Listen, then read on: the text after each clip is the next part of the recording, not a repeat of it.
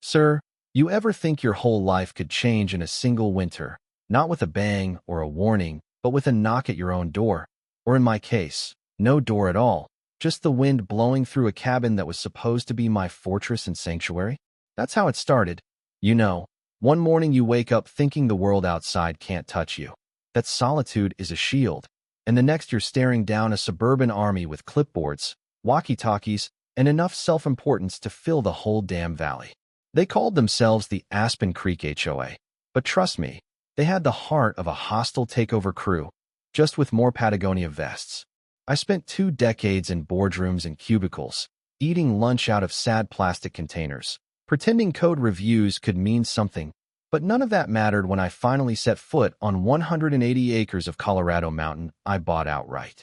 A piece of the San Juan Ridge, so far from HOA meetings and paint color debates you'd think I'd dropped off the map.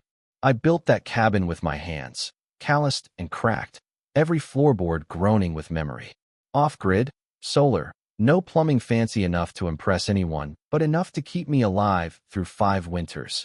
No running water, just the sound of my own breathing. That place wasn't luxury, but it was mine. You know what I mean? Most of the year, it sat empty while I was back in California hustling, consulting, doing everything people like us do to stay above water. This time, I'd been gone longer than usual. A busted Land Cruiser, an old client who wouldn't take no, and before I knew it, the first snow had already settled on the ridge. I thought, the mountain will wait. I was wrong. One morning, my phone pings, motion at the cabin, multiple zones. The feed goes static, then dead. I know my tech. I built that system. You don't just walk in front of my cameras by accident. Someone had shut me out. I was on a plane the next morning, then a rental Chevy hauling up a road nobody but me and the local elk knew existed. Except when I get to my access road. Hell, there's a barricade, 2 trucks with HOA logos, orange barrels, a damn sign. Aspen Creek HOA Recreational Access. Members only. I step out, and there's a guy in tactical gear. Looks like he got lost on his way to a cosplay convention, but his sidearm's real. Restricted zone, sir. He says like he owns the land. I laugh. Couldn't help it. Buddy, I've got the deed above my fireplace. You're standing on my property. Not according to our jurisdiction. He snaps. You ever want to punch a guy so hard his vest turns inside out? Yeah, that happened. I wasn't getting in through the front. So I did what any mountain man in denial does. Called an old outfitter buddy, rented a Jeep with tires mean enough for war, and hit the back trails in the dead of night. The fire road was just mud and memory, but I made it. I crest the ridge, kill the headlights, and what do I see? Floodlights on my porch, campfire burning, a dozen tents, music, strangers treating my sanctuary like their private summer camp. Kids roasting marshmallows, my front doors swinging open, some guy cooking chili on my firewood. My firewood. I didn't move, just watched, rage simmering, hands gripping the wheel like a lifeline. They thought I was gone. Thought I wouldn't fight. I waited, heart thumping, letting the night swallow me. When the world went quiet, I snuck down. Back door unlocked, of course. Mud tracked everywhere, my hand-sanded table carved up with initials, books soaked, my granddad's hunting rifle gone. On the fridge, a crayon drawing. Aspen Creek Nature Cabin. Like they were staking a claim. I pulled backup footage from my hidden drives. Thank God for paranoia. Watched weeks of trespass unfold. HOA trucks, guys breaking my locks, families moving in like they'd won the lottery. My anger sharp and cold.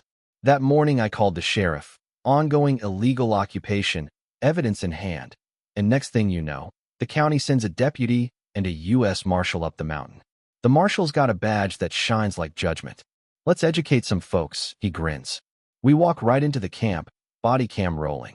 This is federal property, pending investigation. All unauthorized individuals must evacuate. You should have seen their faces. Half of them thought it was about parking permits.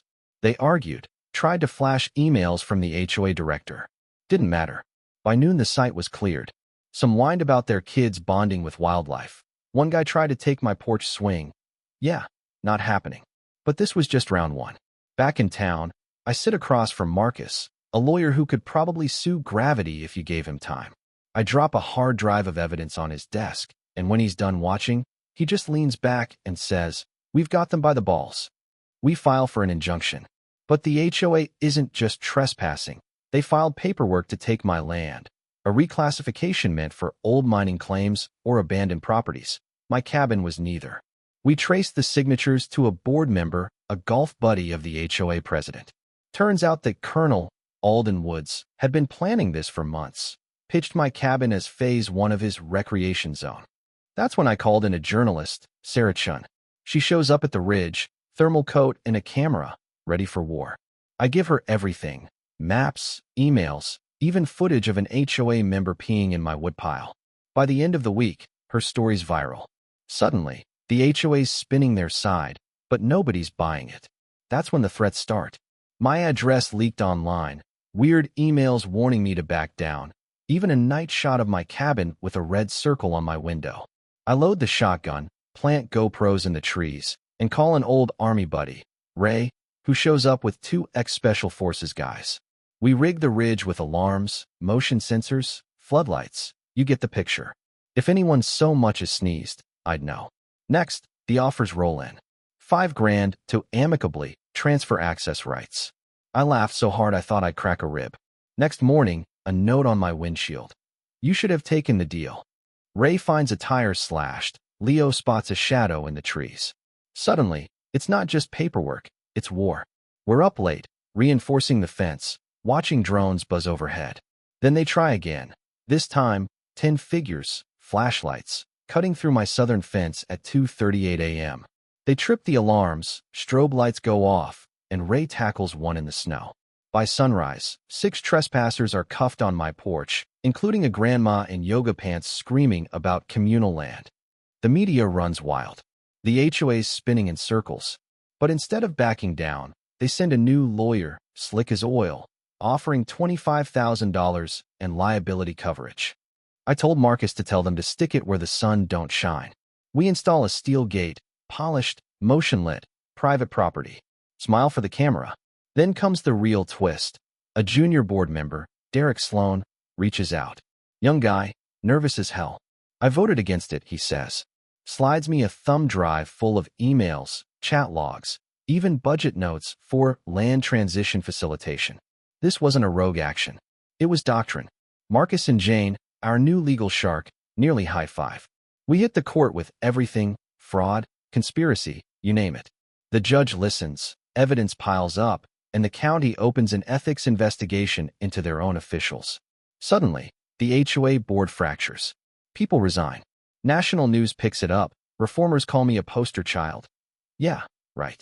Meanwhile, Alden Woods hires a Denver law firm and tries to drown us in paperwork, claiming I abandoned the property, that I let it become a community resource. Marcus rolls his eyes. Fog only delays fire. In depositions, Alden's stone-faced, but Jane presses, how do you justify unlawful occupation? He mutters about order and safety. I finally see the truth. This wasn't just greed, it was control, his personal command post gone rogue. The state launches an audit. Turns out, Aspen Creek isn't the only HOA pulling this stunt. Suddenly, the rules change. Pending claims frozen, 2 state officials suspended, and the board finally votes to expel Alden. Next morning, he walks up my ridge alone, stands there like a ghost, says, it's yours again. No apology, just leaves. The day of the verdict, the courtroom's packed. Locals, journalists, even Derek in the back row. Judge Howard's voice cuts through. Aspen Creek HOA is liable. Unlawful occupation, destruction, coercion. Restitution of $1.5 million to Mr. Miller. All claims nullified. Future development barred. The lawyers don't say a word. I walk out, sun on my face, mountain at my back, and for the first time in months, I let myself believe it's over. Weeks later, we weld a new gate, steel, biometric lock, a bronze plaque that reads, private property, approach Hawks prosecution. I turn the old barricade into a fire pit, invite friends up, drink bourbon as the sun sets over the treeline. And I sit back, knowing this. You can try to steal a man's land. You can try to break him with paperwork, threats, and lies. But sometimes, the mountain fights back. And when it does, the world pays attention. Now, you tell me, where do you draw the line between community and theft, between order and abuse? Drop your thoughts below. I want to hear where you stand on justice, ownership, and what it really means to fight for what's yours.